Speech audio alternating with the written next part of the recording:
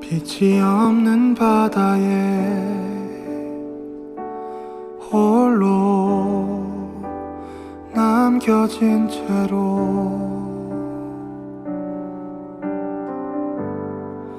나는 주를 바라네. 예수 내 손 잡아주시네.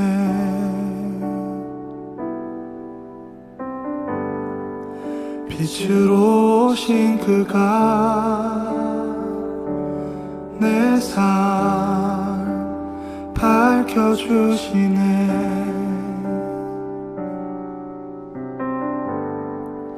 나는 주를 따르리. 내 평생 주 사랑하리라.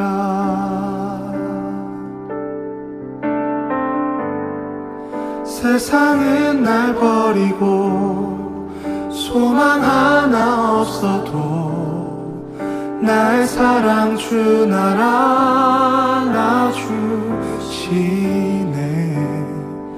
그가 함께 하시니 나는 오늘을 살리.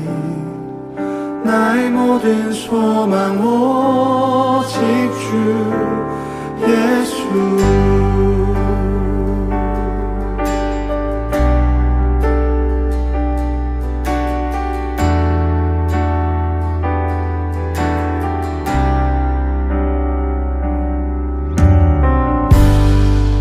빛으로 오신 그가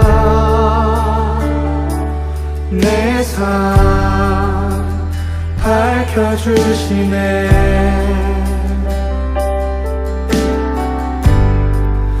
나는 주를 따르리.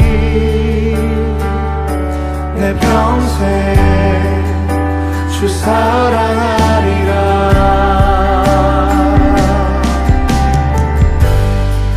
세상은 날 버리고 소망 하나 없어도 나의 사랑 주 나를 안아주시네.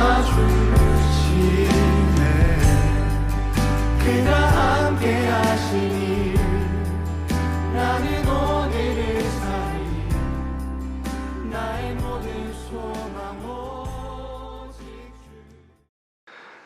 하나님, 오늘이 찬양의 가사처럼 오늘을 살아갈 힘이 우리에겐 없음을 고백합니다. 오늘 하루 살아낼 힘을 이 말씀으로부터 공급받게 하여 주시옵소서. 말씀을 밝히 드러내 보여 주시옵소서. 함께 묵상하는 청년들의 심령에 하나님의 은혜를 내려 주시옵소서. 살아계신 예수님의 이름으로 기도합니다. 아멘. 오늘 말씀은 고린도전서 3장 16절에서 4장 5절까지 말씀입니다. 하나님의 판단이라는 제목으로 같이 말씀 보겠습니다. 너희는 너희가 하나님의 성전인 것과 하나님의 성령이 너희 안에 계시는 것을 알지 못하느냐. 누구든지 하나님의 성전을 더럽히면 하나님이 그 사람을 멸하시리라. 하나님의 성전은 거룩하니 너희도 그러하니라. 아무도 자신을 속이지 말라. 너희 중에 누구든지 이 세상에서 지혜 있는 줄로 생각하거든 어리석은 자가 되라. 그리하여야 지혜로운 자가 되리라. 이 세상 지혜는 하나님께 어리석은 것이니 기록된 바 하나님은 지혜 있는 자들로 하여금 자기 꾀에 빠지게 하시느니라 하였고, 또 주께서 지혜 있는 자들의 생각을 헛것으로 아신다 하셨느니라. 그런즉 누구든지 사람을 자랑하지 말라. 만물이 다 너희 것임이라. 바울이나 아볼로나 게바나 세계나 생명이나 사망이나 지금 것이나 장래 것이나 다 너희의 것이요 너희는 그리스도의 것이요 그리스도는 하나님의 것이니라. 사람이 마땅히 우리를 그리스도의 일꾼이요 하나님의 비밀을 맡은 자로 여길지어다. 그리고 맡은 자들에게 구할 것은 충성이니라. 너희에게나 다른 사람에게나 판단받는 것이 내게는 매우 작은 일이라. 나도 나를 판단하지 아니하노니 내가 자책할 아무것도 깨닫지 못하나 이로 말미암아 의롭다함을 얻지 못하노라. 다만 나를 심판하실 이는 주시니라. 그러므로 때가 이르기 전 곧 주께서 오시기까지 아무것도 판단하지 말라. 그가 어둠에 감추인 것들을 드러내고 마음의 뜻을 나타내시리니 그때 각 사람에게 하나님으로부터 칭찬이 있으리라.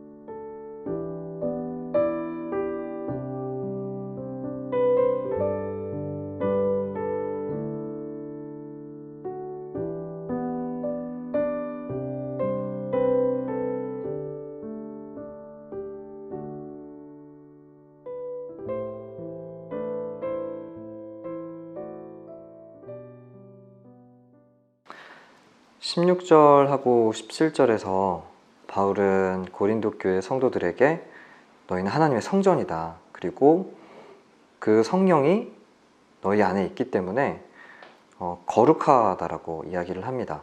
우리는 보통, 그리고 저도 이 거룩의 근거가 나의 행동이라고 생각하기가 쉬운데 오늘 말씀을 보니까 하나님이 거룩하시기 때문에 내가 거룩한 것이구나.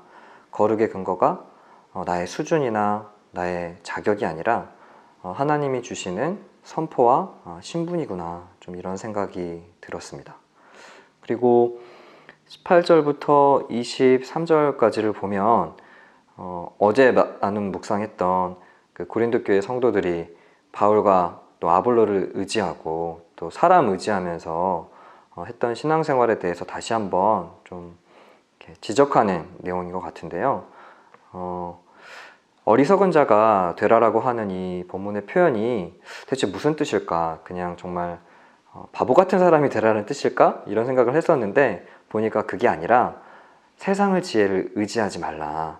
왜냐하면 그 모든 것은 헛거고 또 사람도 유한한 존재이기 때문에 자랑하지 말라라고 오늘 이렇게 기록을 하고 있는 것 같습니다. 그리고 마지막 가장 와닿았던 부분은 23절이에요. 너희는 그리스도의 것이요 그리스도는 하나님의 것이니라. 우리는 사람에 속한 자도 아니고 이 세상에 속한 자도 아니고 오직 하나님께 속한 자다. 이 메시지가 저에게는 많은 위로와 회복의 말씀이 됐고요.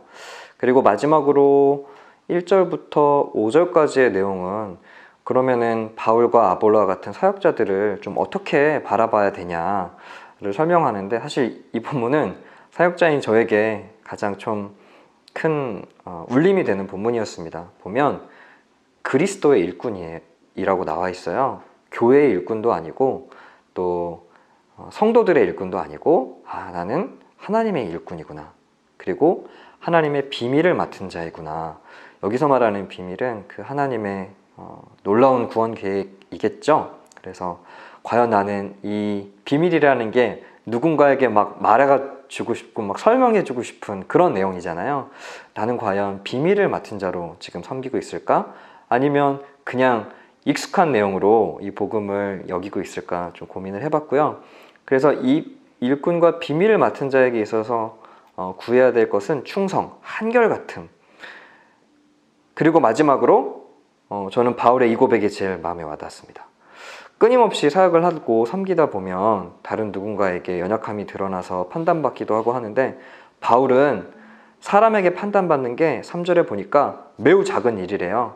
얼마나 바울도 많은 평가와 판단으로부터 마음도 상하고 힘들었을 텐데 그건 작은 일이다. 오직 나를 판단하시는 분은 하나님이시다. 나를 심판하시는 분은 하나님이시다. 오직 하나님 앞에서는 바울의 모습을 살펴보았습니다. 그리고 스스로도 판단하지 않는다라는 이 고백이 저에게는 가장 필요한 적용이라는 생각이 들었습니다. 내가 어떤 일을 하고 나서 이게 사람들의 평가, 또 하나님의 시선은 어떨까, 이런 스스로를 하는 평가보다는 오직 하나님께만 이 모든 결과를 맡겨드리고 내어드리는 그런 마음이 저에게도 있었으면 좋겠습니다. 오늘 본문에 보면 바울은 고린도 교회 성도들에게 너희는 거룩하다라고 설명을 합니다. 이 거룩함은 고린도 교회 성도의 수준으로 봤을 때에는 좀 맞지 않는 표현인데요. 그럼에도 불구하고 우리 안에 성령님이 계시기 때문에 거룩하다. 우리는 수준과 자격이 아니라 하나님의 말씀으로 살아가는 거룩함을 살아낼 수 있는 자들임을 좀 깨닫게 됩니다. 그리고 나아가서 정말 이 세상의 지혜가 되게 높아 보이고 힘이 세 보이지만 마침내 그 모든 지혜는 헛것이고 또 자랑할 것이 없는 것임을 깨닫고 나는 하나님의 것이다 를 선포하는 오늘 하루가 되셨으면 좋겠고요. 마지막으로 우리도 바울과 이 바울의 고백처럼 우리를 인생을 평가하고 판단하시는 분은 우리도 아니고요, 세상도 아니고 사람도 아닙니다. 하나님이 우리 평가하실 겁니다. 우리 마음의 뜻을 하나님께 내어드리고 그분의 칭찬을 오늘 하루도 바라고 기대하면서 오늘 하루를 살아가시는 우리 청년들이 되시기를 축복합니다. 우리 함께 기도하겠습니다. 살아계신 하나님, 어리석은 세상 지혜를 의지하지 않고 오직 하나님만 자랑하는 자가 되게 하소서. 우리를 거룩하다 여겨주시는 하나님의 은혜에 의지하여 살아가게 하소서. 하나님의 말씀에 순종할 수 있는 마음을 허락해 주시고 사람의 평가보다 하나님을 의식하며 살아가게 하소서. 살아계신 예수님의 이름으로 기도합니다. 아멘.